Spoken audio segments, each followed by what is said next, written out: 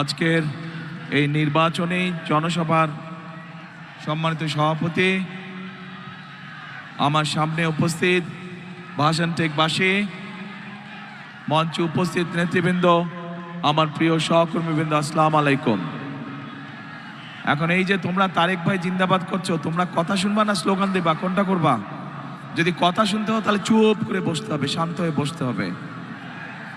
আর আমার হাতের বাম দিকে রাজ, প্লিজ কোনো স্লোগান না। ভাই আমি তো আপনাদের সাথে কথা বলতে এসেছি, আপনাদের সাথে দুটো কথা বলতে এসেছি। এইভাবে স্লোগান দিলে তো কথা বলা যাবে না, চুপ করে বসতে হবে, সবাইকে শান্ত হয়ে একটু বসতে হবে। এখানে যারা সামনে একটু বসে পড়ো ভাই, তোমরা বসে পড়ো।